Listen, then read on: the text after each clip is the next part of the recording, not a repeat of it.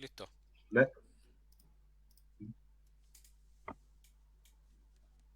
Ya, ok, suerte. Ya.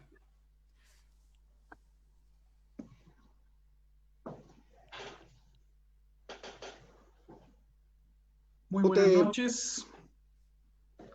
Muy buenas noches. Damos la más cordial de las bienvenidas a todos quienes nos acompañan a esta hora acá en San Miguel, región metropolitana, en la capital de nuestro país, para esta segunda conversación que propone el concejal Ernesto Balcázar en conjunto con el grupo de amigos de San Miguel. Esta noche nos acompaña el ex ministro de Salud del primer gobierno de la presidenta Michelle Bachelet, el doctor Álvaro Erazo, pediatra, especialista en algunas de las pandemias, algunas de las enfermedades que estamos enfrentando hoy en día. Él es también magíster en ciencias de la Universidad de Chile, tiene un posgrado en el Instituto Nacional de Salud de México en conjunto con la Universidad Johns Hopkins de Estados Unidos, específicamente en epidemiología, así que es un invitado que nos va a poder aportar información de primera mano respecto a lo que estamos viviendo los chilenos y específicamente los sanmiguelinos y sanmiguelinas. Así que bienvenido, doctor Erazo, muchas gracias por su tiempo y acompañarnos esta noche. Ya estamos conectados con un importante número de vecinos y vecinas. Gracias, Francisco, por la invitación y aprovecho de saludar, por supuesto, a Ernesto Balcázar, gran amigo de muchos años. Sí, Álvaro, Muchos disculpe, años. Fui sí, muchos años. pediatra Sí, de la pues familia. yo primero agradecerte, Álvaro, y contarle a la comunidad de San Miguel el desarrollo que tú tienes por lo social. Yo tengo que reconocer, y es bueno reconocer hoy, no mañana, de que tú, bueno, nos juntamos y vivimos una experiencia difícil en Chile. En esos tiempos tú fuiste súper solidario. Después cada uno de los jóvenes que nos relacionamos en ese tiempo empezamos a formar familia, tú por tu profesión siempre acompañaste a nuestro hijo. Entonces eso yo te lo reconozco, te lo agradezco, y muchos compañeros siempre se recuerdan de Álvaro Erazo, que a la hora que lo llamásemos estaba Álvaro Erazo para cuidar a nuestro hijo. Así que bienvenido, Álvaro, y te agradezco que te tome este tiempo con nosotros. La comunidad sanmiguelina y mi rol de concejal pide información en estos tiempos de pandemia, pide información porque escuchamos un montón de cosas que no se entienden, y yo creo que la persona más indicada eres tú eres integrante de la comisión COVID-19, asesor al gobierno de estos momentos, y eres una persona con bastante conocimiento, así que bienvenido y te dejo la palabra. Bueno, muchas gracias, y siempre uno cuando mira hacia atrás, digamos, la historia de los años duros en tiempos de dictadura, hay muchos recuerdos, ¿no? Muchos tiempos duros, difíciles, donde la solidaridad fue muy importante. Así que gracias por esos recuerdos, y me tocó contigo y con tu familia compartir los días difíciles, pero días buenos también en términos de construir un Chile mejor. Contarles que yo fui invitado la segunda semana de marzo a este consejo asesor como exministro, y creo yo también por el hecho de que nos tocó enfrentar con la presidenta Bachelet a cargo del gobierno la epidemia del H1N1. Y fue una pandemia de otra magnitud, por supuesto, pero por supuesto a la invitación que se me hiciera, yo accedí, en el entendido que este es un consejo independiente que está constituido por académicos, varios de ellos trabajaron con nosotros en el Ministerio de Salud, la coordina la doctora Aguilera, que es epidemióloga bien destacada en el ámbito de la epidemiología, particularmente en situaciones de pandemia a nivel global.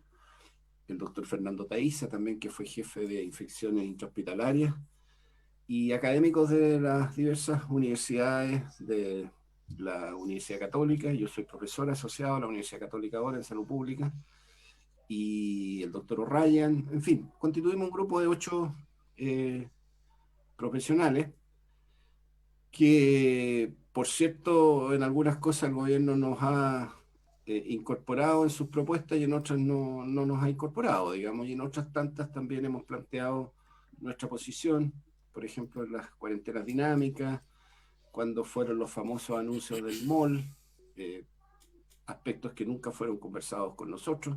Como digo, el Consejo Técnico no necesariamente debe participar, ni el gobierno está obligado a nosotros preguntarnos, pero son los dilemas de esta pega.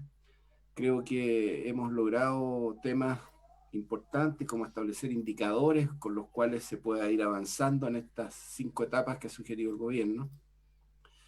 Y el gobierno tiene 2 mesas, una que es la mesa social, donde está el colegio profesor, el colegio médico, académicos, están los rectores de la Universidad de Chile Católica, y este consejo técnico, que es, por así decirlo, menos social que técnico, pero interactuamos con ellos de forma periódica. Participamos en la Comisión de Salud del Senado.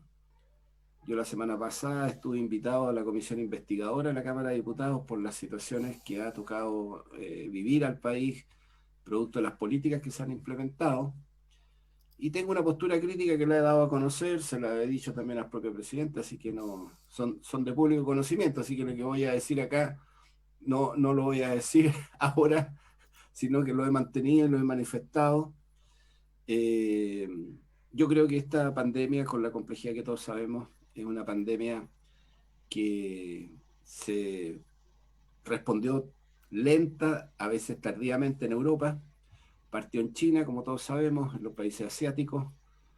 Hubo países que respondieron muy bien, entre ellos Vietnam, Corea del Sur, y fue extraordinario la capacidad de respuesta. Ellos habían tenido otros virus, por supuesto. Este, como ustedes saben, es el COVID-2, SARS-CoV-2 se llama, ¿no? Sí. O sea, hay un COVID-1 que nosotros ni lo vivimos, pero también está el ébola, ¿no es cierto? Está la fiebre Q, está el H1N1, que es la gripe porcina que le llamaron, hay otra gripe aviar, y estos nombres aviares, avícolas, porcinos, y uno dice que tienen que ser los animales aquí, porque aquí este virus fue detectado en un supermercado, en un mercado en la ciudad de Wuhan, y justamente es producto de un cruce que se produce entre virus animales con virus que están en el cuerpo humano, y se produce un mix, y de ahí salen estas formas tan difíciles de contener su circulación. Este virus, lo más agresivo que tiene es la población mayor, adulta mayor, más de 60, y en personas de mayor riesgo, como son personas que están con cáncer, o sea, con enfermedades crónicas, hipertensos, diabéticos, también pacientes obesos, este virus es capaz de producir mayor daño. En los niños, si bien es poca la cantidad de niños infectados, se ha visto que también se contagian en menor magnitud, mucha menor magnitud. No es un virus como los virus respiratorios que todos conocemos, los virus de invierno, el parainfluenza, el virus sincicial respiratorio, el adenovirus. Este virus es muy menos frecuente, mucho menos frecuente que esos virus en la población infantil. Pero igual está presente en la población infantil, en menor número y menos agresivo, por supuesto.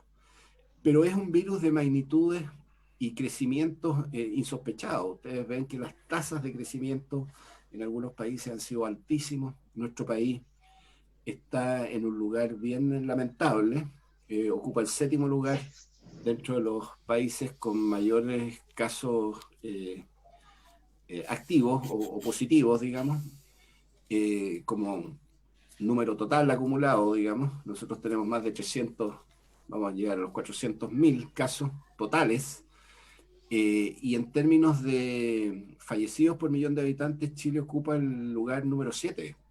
O sea, estamos en un lugar malito, ¿ah? No es ni para tirar fuegos artificiales, por el contrario. Y es por eso que uno alerta y a veces le produce tremendo malestar, que entre comillas salgan algunos diciendo, mire, que bien lo ha hecho el gobierno. Efectivamente, a este gobierno le tocó esta pandemia. Lo que tiene que hacer todo buen chileno, digamos, es tratar de ayudar a que esta pandemia se supere. pero también con la misma fuerza tiene que decir cuando se cometen errores, y sobre todo cuando no hacen caso, denunciarlos. ¿Ah? Entonces, en ese sentido, hay varios aspectos que aquí no se han considerado. La primera, yo diría la más importante, fue que no se partió, como se dice, conteniendo aguas arriba, o sea, tratar de parar el virus arriba, no aguas abajo. Aguas abajo es el hecho de haber hecho aspectos que son todos valorados, haber intervenido sobre los hospitales, aumentando las camas críticas, los ventiladores mecánicos, todo eso está muy bien, pero eso ya cuando el virus estaba diseminado. Nosotros deberíamos haber actuado mucho más agresivamente agua arriba, cuando estaba recién apareciendo el virus, ahí deberíamos haber cortado la circulación en la atención primaria, haciendo trazabilidad, cortando la cadena de circulación, lo que se llama cortar la cadena. Así que yo te diría que eso en general vamos conversando y saliendo, por supuesto, de las dudas que surjan. Yo te diría, este virus está latente, hemos disminuido los casos, sin lugar a dudas, pero estamos en 1.600 casos diarios. Y nosotros debiéramos llegar a unos 500 casos diarios para estar relativamente tranquilos de que podemos enfrentar los próximos meses con mucho mayor agresividad para ir a cortar esos 500 que todavía aparecen al día. O sea, nosotros tenemos que hacer el máximo esfuerzo, y eso, sobre todo ahora, una vez más, es la atención primaria el mayor esfuerzo que hay que hacer. Gracias, doctor Erazo, por sus palabras iniciales. Les recordamos a nuestros amigos de San Miguel que nos acompañan en este segundo encuentro con la comunidad que promueve el concejal Ernesto Balcázar, junto a un grupo de amigos de esta comuna, que estamos conversando con el exministro de Salud respecto a esta pandemia que estamos enfrentando. Doctor, usted ha señalado las cifras, un total de 390.037 casos registrados en nuestro país, de acuerdo al informe que se entregó esta mañana, hoy 19 de agosto. Tenemos activos más de 15.000 casos. Hoy hubo un informe de 1.233 casos. Y en la realidad específica de San Miguel, doctor Erazo, tenemos 118 casos activos, lo cual sin duda es preocupante. Yendo más a la local, ¿cómo cree usted que debería abordarse el problema acá en nuestra comuna respecto a lo que debe hacer la autoridad sanitaria local, la salud primaria, los propios vecinos, ¿no? ¿Qué recomendaciones deberíamos seguir? Bueno, en primer lugar, yo creo que como un principio, la transparencia de la información, transparentar la información tanto de los recursos que se han entregado al municipio para enfrentar la pandemia, y en particular los recursos humanos que están fortaleciendo la atención primaria, así como también datos importantes del número de exámenes que se están realizando, los test positivos que tienen en la comuna por día o acumulados en total, y particularmente cómo está funcionando la atención primaria para enfrentar la pandemia. Esto que digo yo es tan importante que yo me imagino que todos los que estamos ahora conversando se recuerdan la imagen de la canciller Merkel alemana, que decía hay que trazar, testear, testear y volver a testear. O sea, lo más importante es testear, y eso significa hacer examen de PCR y seguir esos casos de PCR. Entonces, yo diría que eso es lo más importante. Doctor, para que la gente se entere, ya que usted nombró los recursos que supuestamente debieran llegar del gobierno central o de salud, de la CEREMI, a la comuna llegaron casi 67 millones para instalar y ejecutar este plan de estrategia nacional de testeo, trazabilidad y aislamiento se llama. Ese es el nombre, el TTA. A San Miguel llegaron 60 y casi 67 millones. De esos 67 millones se gastan en insumos y también para contratar nuevo personal. Se han contratado 20 personas promedio y hay 54 funcionarios de salud trabajando en este programa, instalándolo en San Miguel. Ya se ha hecho un trabajo de exámenes desde el 15 de julio julio al 2 de agosto. Y este ha tenido resultados que en otro momento, en algún momento lo vamos a leer para que la comunidad lo tenga claro. Porque mañana nos entregan el segundo, la segunda parte de este proceso. Todos los médicos y todas las personas que se contrató, los 20 funcionarios, son profesionales. Entonces se supone que estos 66 millones que entrega, 67 millones que entrega el Ministerio de Salud, va a haber una segunda etapa de acuerdo al trabajo y la trazabilidad que se dé aquí en San Miguel. Eso es una cosa. Por aquí me llegan unas preguntas, yo no sé si la va a leer Astudillo, te llegaron, pero hay un señor que pregunta aquí, un vecino, que dice, ¿era aceptada la política de total confinamiento como Argentina? ¿Podíamos separar lo sanitario de lo económico? Hace esa pregunta. Muy buena pregunta, como siempre se dice, pero de verdad que es muy importante porque nosotros, como país, adoptamos una política más bien conservadora, de no partir con cuarentenas por región, me refiero. Argentina fue muy extrema, creo yo, porque hizo una cuarentena total en todo el país. O sea, aplicó sin fronteras de ningún tipo una cuarentena en todo el país. Hay países europeos que no hicieron cuarentena, pero hicieron todo lo que había que hacer para aislar, o sea, trazar, testear y aislar, el famoso TTTA que decía Ernesto. Entonces, claro, el caso de Corea. Corea no hizo cuarentena, pero se gastó lo que no tenía y estableció controles en la atención primaria, en todo el sistema de salud, con buenos radares y al primeros síntomas que son cefalea, fiebre, tos, son como 7 signos, al tiro de inmediato se hacía el examen, se aislaba esa persona, se esperaba el resultado del examen, el examen no se demoraba 15 días, sino que se demoraba 48, 72 horas y de inmediato se sabía si era positivo o no era positivo. O sea, una cosa o la otra. Nosotros no hicimos ninguna de las dos cosas hasta que se aplicaron estas cuarentenas dinámicas cuando ya el virus venía en franco crecimiento, muy acelerado. La curva que tenía era, y ustedes se recuerdan, eran ir aumentando 500, 800, 1000 casos en algún minuto por día. Y ahí ya efectivamente lo que correspondía, no quedaba de otra, en la región metropolitana sobre todo, era la cuarentena a toda la región. Las cuarentenas indudablemente producen un efecto económico muy, muy importante. Y aquí se trata de decir qué es lo primero. Y yo de verdad creo que lo que debería haber hecho el gobierno, haber puesto subsidios para estimular que efectivamente, sobre todo la gente que no tiene trabajo permanente, no tiene subsidios permanentes, fuera un incentivo para quedarse en la casa, o sea, un sistema de protección. Y esto lo hicieron países tan liberales como el gobierno de Trump. Les pasó recursos a las personas para que se quedaran, por así decir, en la casa, pese a que en Estados Unidos muchos gobiernos federales no optaron por la cuarentena obligatoria. Pero había un subsidio frente a la enfermedad.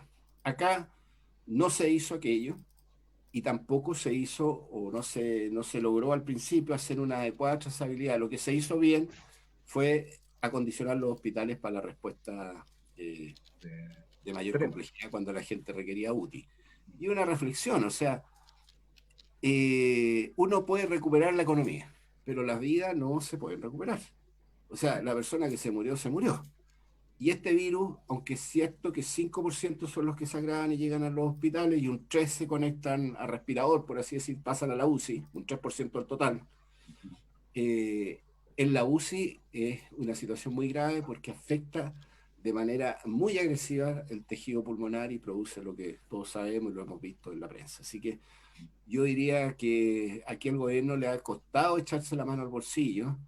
Los programas de respuesta de protección económica, como ustedes saben, los fondos que se han usado, los incentivos para que la gente de alguna manera pueda sobrellevar esta situación han sido muy débiles, y esto ha hecho que la gente finalmente tenga que salir a buscar su pega, muchos trabajadores informales, mucha gente que trabaja por cuenta propia, no respetan las cuarentenas porque no pueden.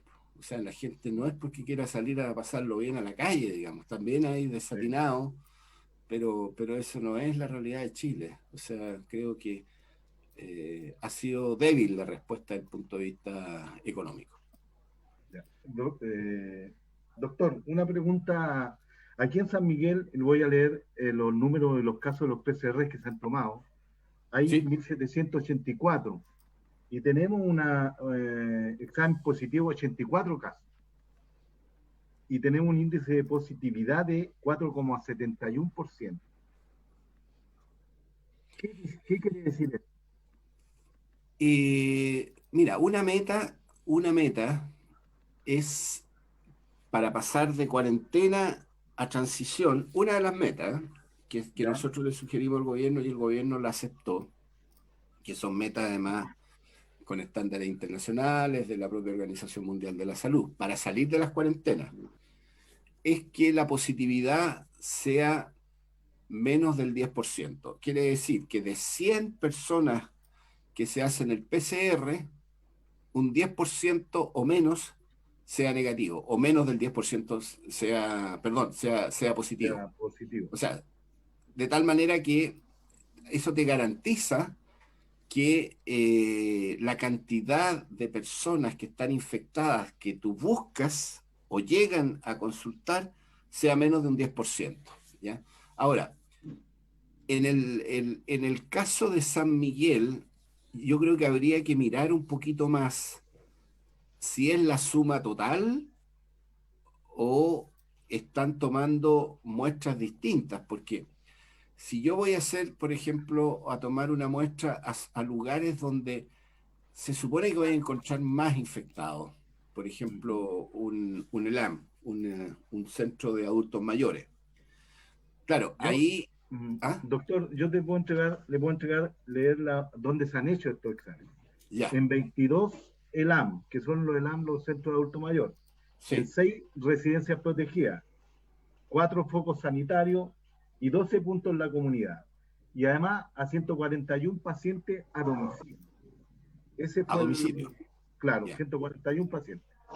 Ese es el desglose de estos 1.784 PCR. ¿Y los datos de la urgencia? No están ahí. No están ahí. No. Porque habría que tomar el total de los casos positivos de la comuna, que son de la comuna, por supuesto, porque hay gente que puede ir a la urgencia, a un SAPU, por ejemplo, o a la urgencia del hospital, y es de la comuna y no está consignado, digamos, como parte de la comuna. Y hay que depurar esa información. Por ejemplo, en San Miguel, la gente, cuando concurre al hospital, va al Barros Luco. Sí. ¿No es cierto? Sí. Ya, y si va al Barros Luco, esa persona sale positivo, ¿qué pasa? ¿Está metido ahí en los datos? Porque esa persona vive en San Miguel. Entonces, ahí hay que hacer un esfuerzo de depurar esa información, de pulirla, por así decir. Sí. Porque, ponte tú, en la urgencia del Barros Luco hoy día deben ir unas 700, 1.500 personas por ahí, a la urgencia, más o menos. Más o menos. ¿Ya? Sí. ¿Y cuántos tendrán saliendo positivos ahí? Creo yo, unos 30 hoy día, digamos, ¿no? Porque si son 1.600 en todo el país, yo parto de la base que ahí deben haber unos 20 que detectan ahí, ¿ya? Que le hacen la PCR o lo mandan al consultorio. Entonces, ¿dónde reside? Al consultorio del CEFAM de la municipalidad, de la comuna. ¿Tenemos cuántos CEFAM? ¿Tenemos 2, 3 CEFAM? Tenemos 2. 2 de CEFAM. O sea, tenemos 2 consultorios, tenemos un CEFAM chico, no me acuerdo el nombre exacto, donde se atienden 5.000... Un SECOF, eso. un SECOF. Donde se atienden Supuestamente era para 5.000, pero ya hemos superado la cantidad de 10.000 pacientes. Ya. Porque en San Bueno, Miguel tenemos 133.000 habitantes. Hay un claro. crecimiento. Entonces, es lo que tenemos como... Yo creo que con toda esa información uno tiene que ver cuál es el porcentaje de positividad. Si Ya. es menos de 10, está avanzando positivamente, o sea, está disminuyendo, porque voy a mirar julio. Si vamos a mirar julio o junio, en junio la positividad que había en varias comunas de la metropolitana era de 25. Estábamos en 25, 27, 30. Hubo comunas que tenían 40 de positividad. O sea, de 10 personas, 4 eran PCR positivos, o sea, tenían el COVID. Ahora, cuando uno va a la búsqueda, se diluye un poquito la muestra, porque pilla muchos asintomáticos, ¿se fijan? Claro. Sí, aquí Que es la hay una búsqueda cantidad. activa que le llaman. Exacto.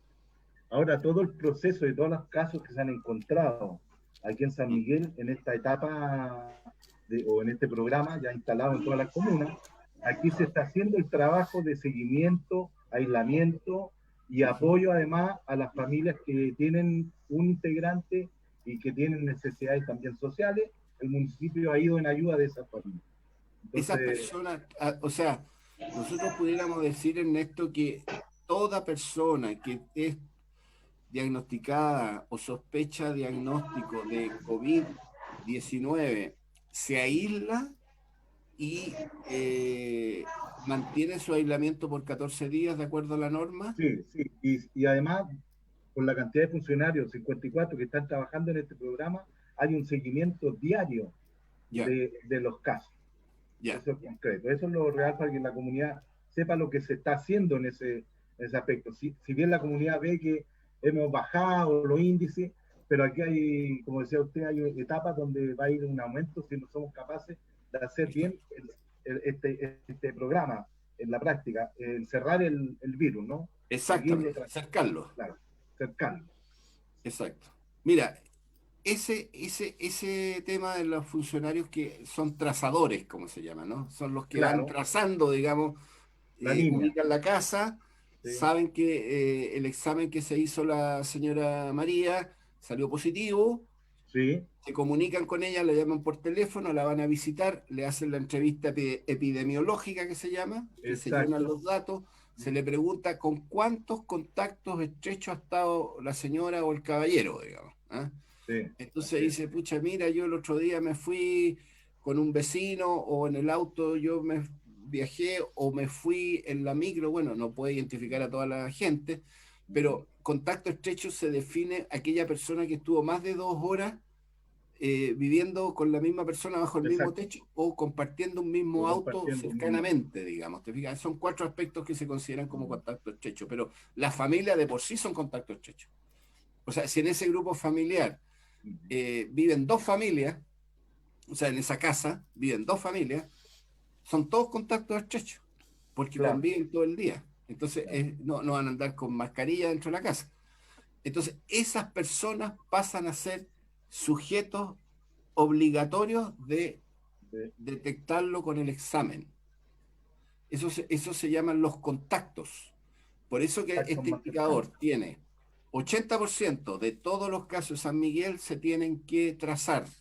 Todos los casos sospechosos hay que trazarlo y aislarlos. Sí, ¿Por qué la palabra aislarlos? Porque yo puedo saber cuántos hay, pero si no hago nada, va a seguir contagiando el virus, digamos. Entonces, no solo hay que anotarlo, hay que no, aislarlo, o sea, hay que decirle a la sí, persona, sabe señora, caballero, joven, usted se queda en su casa, aquí tiene que estar aisladito, tú haces la trazabilidad con los otros familiares, se hacen el examen, se suben a la página que tiene el Ministerio de Salud, que es un sistema de epivigila, y se hace el seguimiento, porque esa persona que al principio no tenía síntomas y que era contacto, se puede empezar a manifestar clínicamente. El periodo de incubación del virus son como 3 a 5 días. En claro. general, la primera sintomatología aparece a los 7 días y se complica o sea, con requerimiento de oxígeno cuando se complica, porque la gran mayoría no se complica, como al 9º o 10 días. O sea, la persona que se va a complicar al 10º día desde que se infectó está complicado y requiere hospitalización. Entonces uno tiene que estar siguiendo esos casos. Y eso se llama trazabilidad. Si tú no sigues a los contactos y no aíslas a los contactos hasta que se confirme el diagnóstico, ya una vez que se dice que no tiene, se libera, digamos, y ya no dice, ya está bien, no es necesario, ya, ok. Cuando la persona es positiva, esa persona tiene que hacer el aislamiento por 14 días desde que se sospechó o inició los síntomas. Sí. Entonces, eso que yo estoy diciendo es lo único importante. Todo lo demás es música, como se dice. Lo demás es pura música. Ese es el eje de la estrategia. Si eso no funciona, el virus va a seguir circulando y va a seguir pescando a personas, sobre todo personas que en enfermedades crónicas que son mucho más vulnerables, como son los enfermos respiratorios crónicos, los hipertensos, los diabéticos, y si son mayores de 60 años, como todos nosotros somos muy jóvenes, no tenemos problemas, digamos. Claro. Y delgado. Claro, doctor, disculpa, te digo una cosita antes. Yo, todo lo que usted dijo, el detalle del proceso de este programa o de este plan, en San Miguel hoy día se aplica, y se aplica bien. Esos 67 millones que llegaron es por un mes de aplicación. Después se va a tener que pedir, como decía usted, que el Estado tiene que poner muchas más lucas para superar este momento y superar las necesidades que nos pide el momento de la pandemia.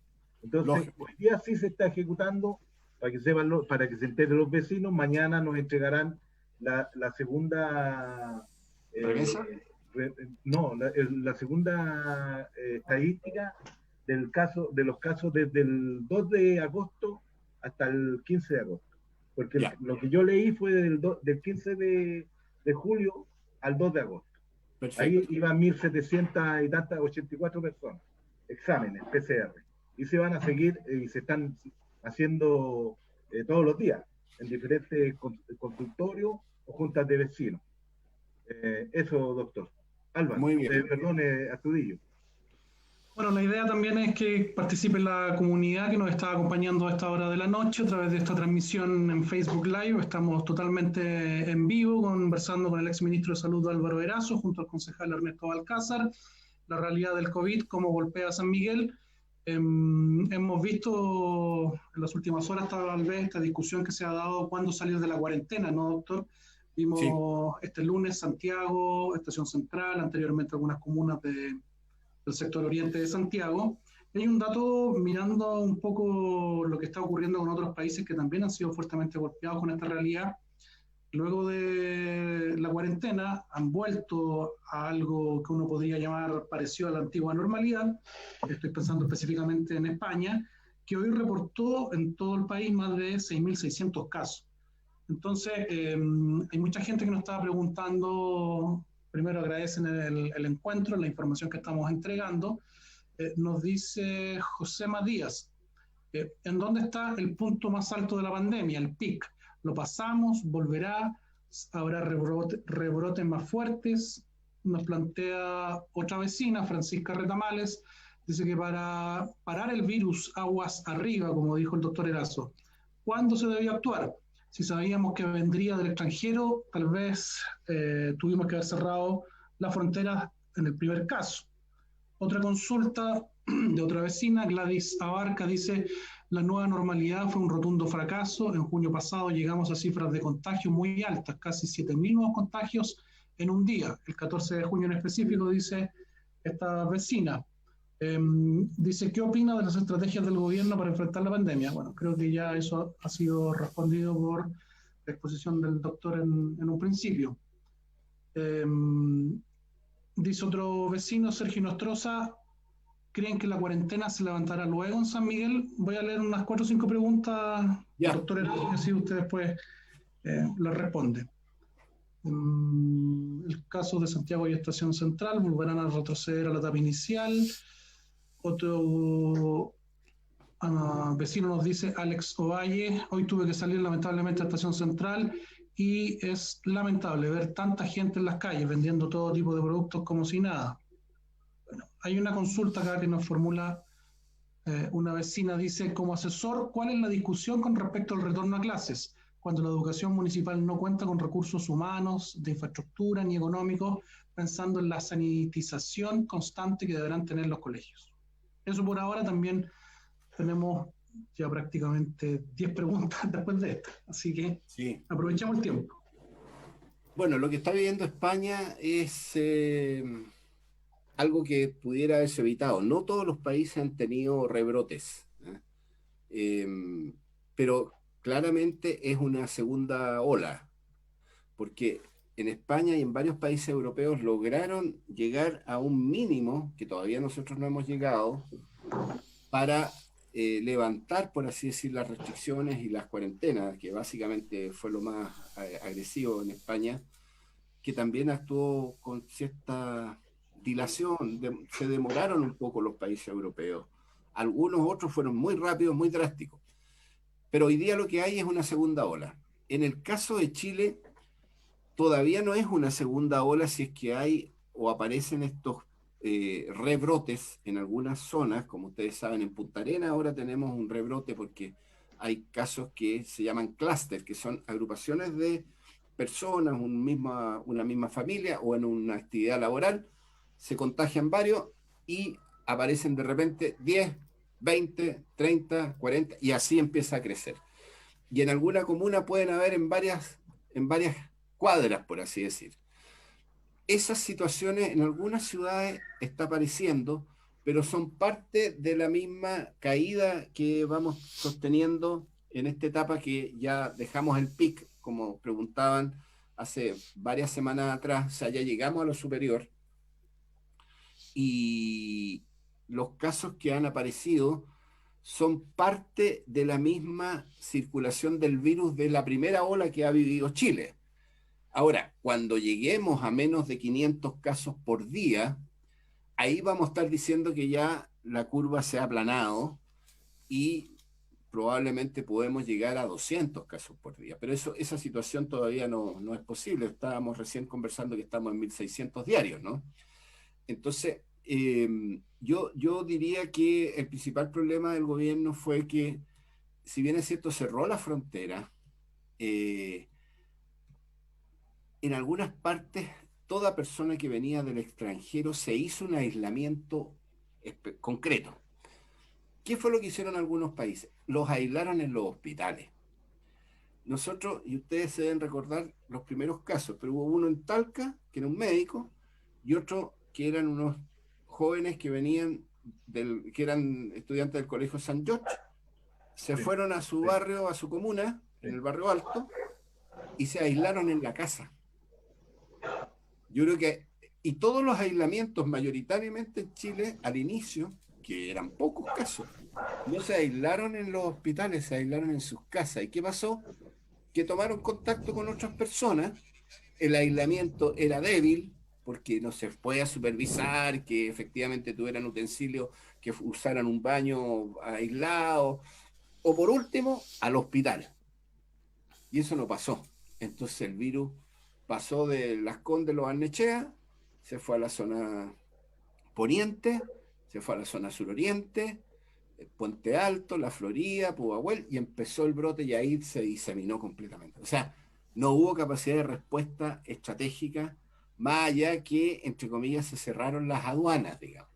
Y no hay que olvidarse, porque esto al principio no era tan claro, pero desde un principio, desde el punto de vista epidemiológico, sí sabían que hay muchos casos que son asintomáticos. Y esos asintomáticos contagian. Entonces, efectivamente, el radar que yo les digo, el radar no fue agresivo, porque debiéramos haber pescado a la gente que entraba a Chile, al tiro todo a cuarentena, a aislamiento, examen, a todas las personas que venían de afuera, porque se colaron muchos también. Nosotros detectamos a unos, pero hay otros que son asintomáticos y venían de fuera, de Estados Unidos o de Europa, y entraron a Chile y diseminaron el virus. ese es un problema. Y respecto al otra pregunta que hacían en relación a la estrategia del gobierno, bueno, ya yo creo que eso fue lo fundamental. Creo que el gobierno, hay algunos que podrán cuestionar, pero algo hay de que pensaron que al diseminarse el virus se iba a producir un efecto que se llama de rebaño, ¿ya? Que en el fondo, al contagiarse el 60-70% de la población, se producía una inmunidad de rebaño. Y la prueba demostró que el virus genera poca inmunidad cuando circula, digamos. Entonces se hicieron pruebas, de hecho en el Colegio San George se hizo una prueba, y la inmunidad que genera como capacidad instalada de hacerse reactivo uno frente al virus sin haberse infectado, es muy baja. Entonces, el efecto no sirve. O sea, lo único que puede servir es una vacuna de verdad, que es la que se está pensando para el próximo año, que esté lista. Eso. Así que lo de Europa son atisbos, apariciones de posibles segundas olas, y en Chile lo que tenemos es la primera ola que sigue dando coletazos y puede dar coletazos más grandes si nosotros no cortamos la circulación mucho más drásticamente. Por eso el tema de la trazabilidad y lo que conversábamos con Ernesto acá. Álvaro, tú hablas, tú eres experto o estás trabajando en políticas públicas. Las políticas públicas, tú dijiste en una entrevista, eh, se trata de no solo hacer un diagnóstico, sino buscar soluciones. Mi pregunta es, hoy, ¿las soluciones que tenemos van a dar respuesta a que podamos contener este virus mientras no llegue la vacuna? Que tenemos varios ejemplos de países que ya están elaborando, están en la cuarta etapa, pero no sabemos cuándo llegará la vacuna. ¿Llegará pronto?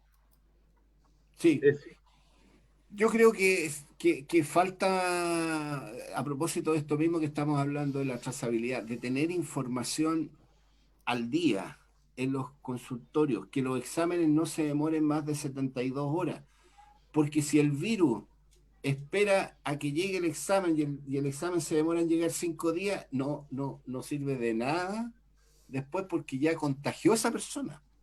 Entonces, los trazadores, la atención primaria, el servicio de urgencia, los recursos que se entregan, la educación a la población, yo veo que hay todavía insuficiencia. Me van a decir, bueno, pero cualquier gobierno tiene demora. Yo creo que hay demoras adicionales. ¿Por qué? Porque el gobierno cree que cuando uno hace las críticas son críticas políticas, como dicen. ¿Ah? No, es que este gallo opositor, este doctor trabajó en un gobierno de la oposición, entonces por eso que critica. Entonces, si hay esa estrechez, ¿ah? Yo creo que vamos a estar muy mal. Y justamente lo que yo creo es que el gobierno, en primer lugar, el Ministerio de Hacienda no se puede poner mezquino, porque esa es, lo voy a decir con todas sus letras, es la peor estupidez desde el punto de vista de políticas públicas, porque los mejores recursos hay que gastarlos hoy día, siempre, pero hoy día por sobre todo en salud. ¿Y a dónde tiene que poner los recursos? En la atención primaria, en acondicionar a los hospitales, porque si hay un rebrote, ya no tenemos que empezar a hacer colectas para que nos vengan a donar respiradores, sino que efectivamente estemos habilitados, entrenados, y la vigilancia epidemiológica. Esto de tener sistemas de vigilancia, de ir a hacer la visita, a ver cómo está la persona, si está aislada, ahí hay que poner los recursos. Y yo creo que todavía falta, porque si usted le pregunta a la gente este tema de la trazabilidad, o cómo se tiene que aislar la persona en la casa, cuál efectivamente son las medidas, ya la gente sabe, el lavado de manos, la distancia física, esas cuestiones ya las sabe.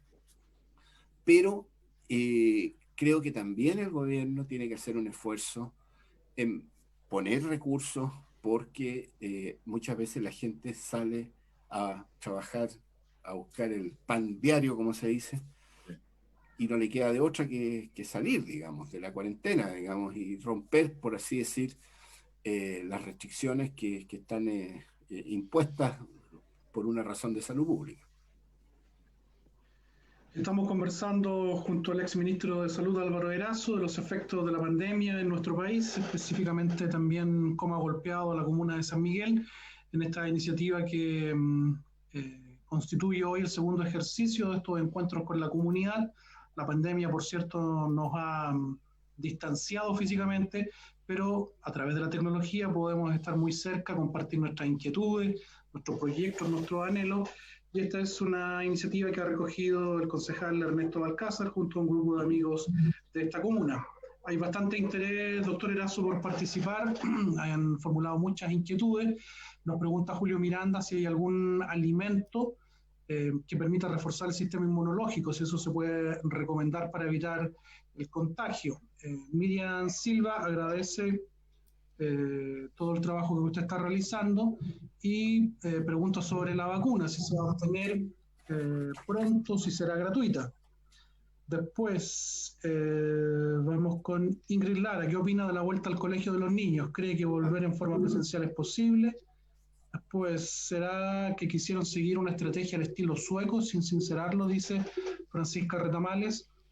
Don Álvaro, dice Jaime Van Pilsen. Hace poco una señora buscaba ayuda para pagar 1.500 millones de pesos para comprar un medicamento.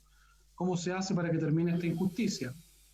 Después, Gladys Abarca, ¿cómo se está trabajando la trazabilidad en el municipio? Eso lo revisamos, pero tal vez en los minutos finales podamos reiterarlo. Esas son algunas de las inquietudes que están llegando en estos instantes a esta conversación junto al doctor Erazo y Ernesto Balcázar. Mira, recomendación en general, para los adultos, sobre todo y en invierno, vitamina D es muy importante. Es cara la vitamina D, pero si hay que hacer alguna inversión para vitaminas, la vitamina D de dedo, digamos, porque es muy importante para la capacidad de respuesta inmunitaria. Y no es para prevenir la enfermedad, digamos, pero ayuda. Todos los otros medicamentos, la hidroxicloroquina que salía torpemente, no como presidente Bolsonaro haciendo recomendaciones, tomándose la hidroxicloroquina, que es una estupidez. Este es un antiparasitario muy bueno, pero no sirve para el COVID. Lo otro, el famoso dióxido que ha aparecido también, que ha producido muerte en niños, digamos, de cloro. Todo eso no sirve para nada. Ahora, la vuelta al colegio. Hoy día no hay condiciones para el regreso a clases. Creo que en ese sentido, en primer lugar, esto tiene que ser una decisión de la comunidad escolar. Mal hace el ministro de Educación torpemente, que dice, bueno, si están preparando los colegios para ir a votar, ¿cómo no van a poder los colegios servir para hacer clases? Yo le pregunto, ¿y cuál es la relación que hay entre ir un día a votar y el proceso educativo de nuestros niños?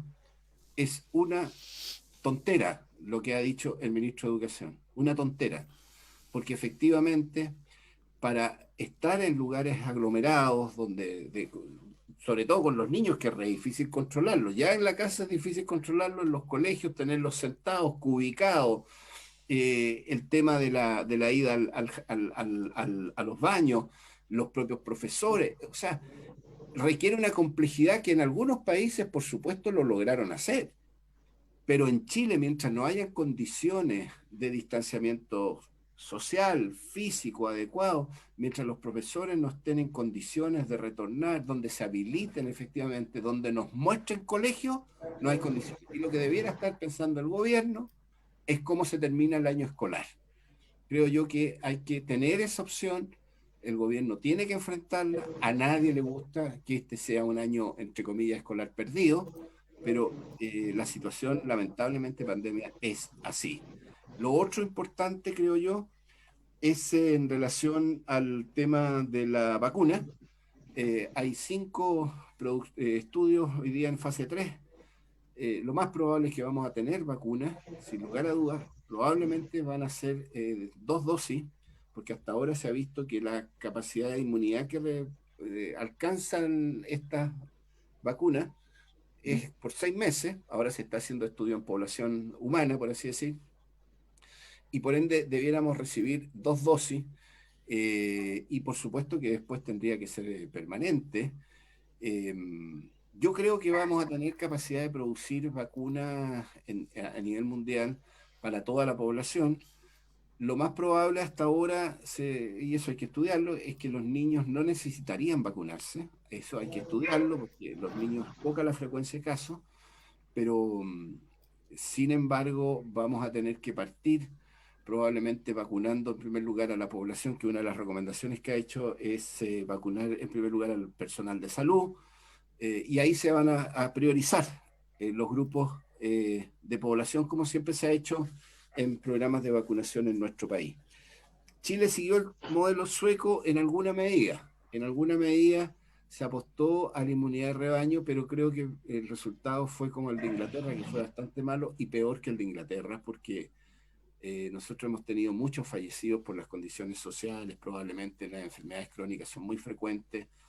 La obesidad, la malnutrición en Chile es muy alta, más del 45-50% de nuestra población está en sobrepeso y obesidad.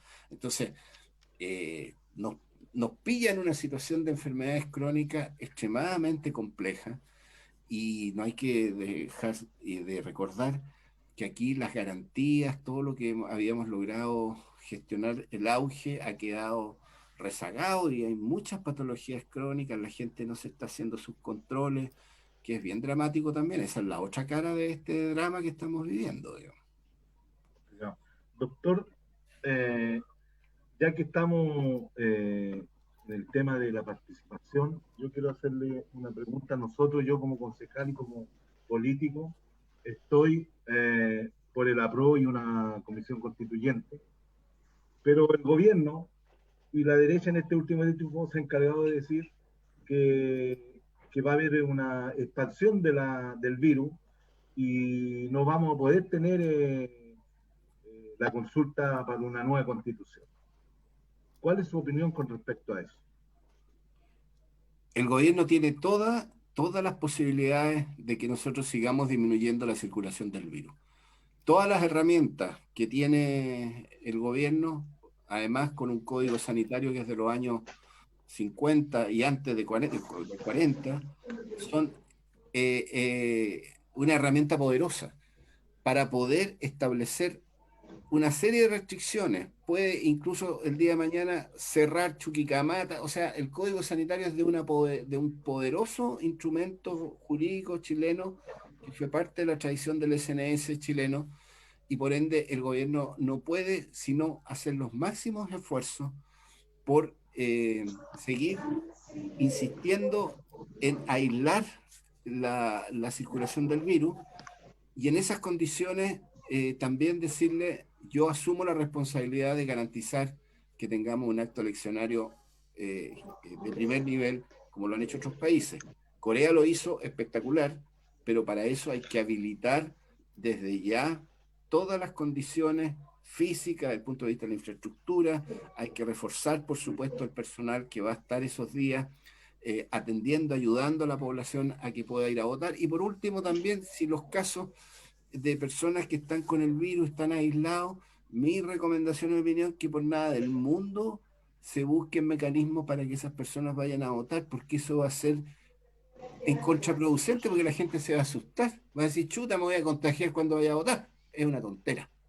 O no sé si es una tontera para no producir, herir susceptibilidades, pero no es recomendable. Esa gente que vote por correo, que se habilite una condición, si son ágiles para legislar, legislemos algo para que ese día las personas que son crónicas y están postrados o están aislados en sus casas puedan votar por correo.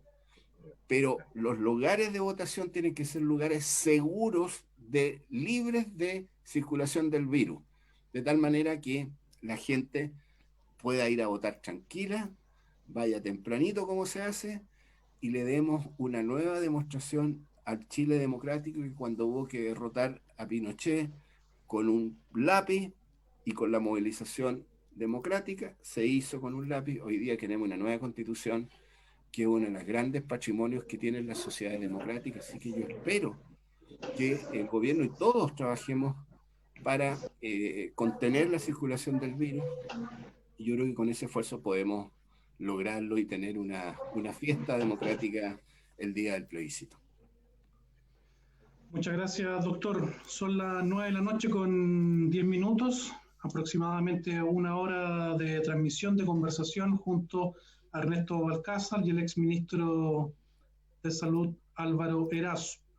Hay una pregunta que me parece muy oportuna poder formularla, doctor, aprovechando su expertise y además que es pediatra. Dice una vecina, Rosita Céspedes, felicita la iniciativa y dice: una consulta, una madre que tome todas las precauciones, ¿puede amamantar a su bebé sin temor de infectarlo? Así es, sí, sin temor de infectarlo. No hay ningún problema. No, de verdad que no se ha descubierto ningún caso de contaminación por esa vía.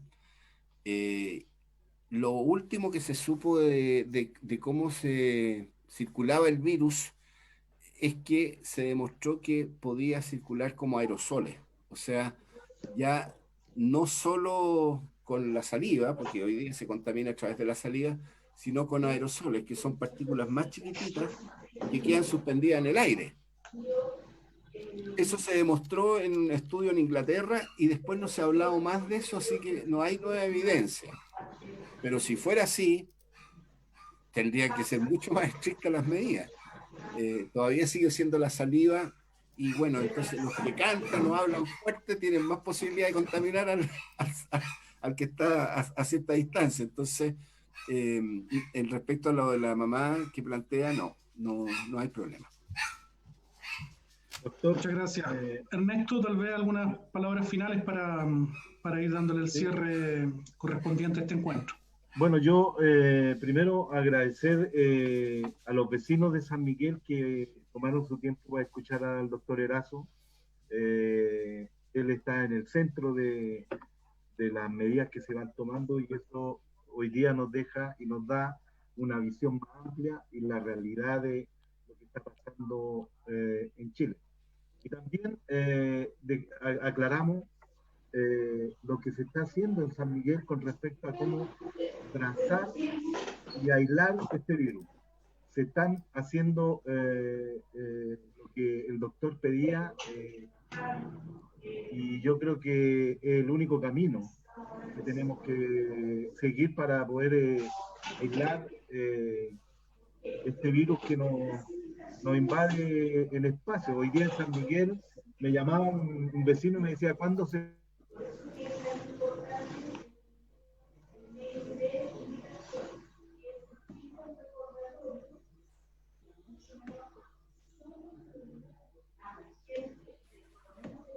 Hay un problema con el audio, al parecer.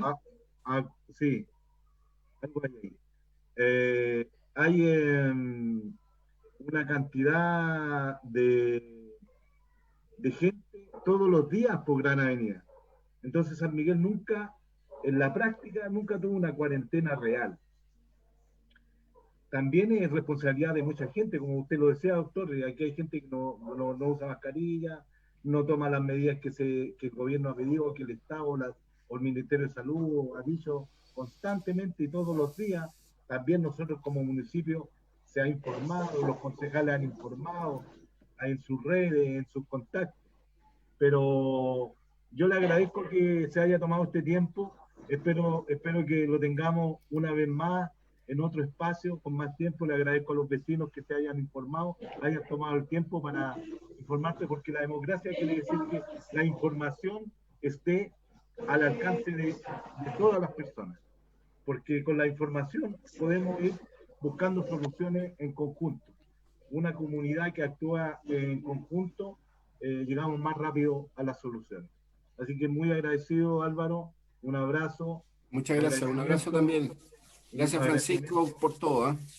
Antes del punto final de este encuentro, bueno, reiterar los agradecimientos al doctor Álvaro Erazo. Sin duda ha sido un momento muy significativo para toda nuestra comunidad y dejamos abierta la invitación para el próximo miércoles. Nuestra idea es poder traer invitados cada semana. Si así no ocurriese, daremos las explicaciones del caso, pero los invitamos para el próximo miércoles 26 de agosto, siempre a las 8 de la noche, a conversar con la destacada periodista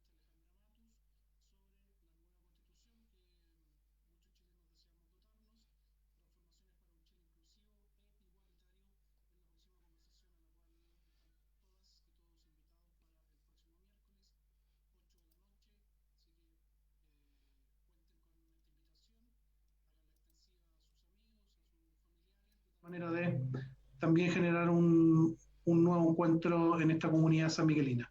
Muchas gracias, muy buenas noches, y será hasta el próximo miércoles. Ok, adiós. Muchas gracias.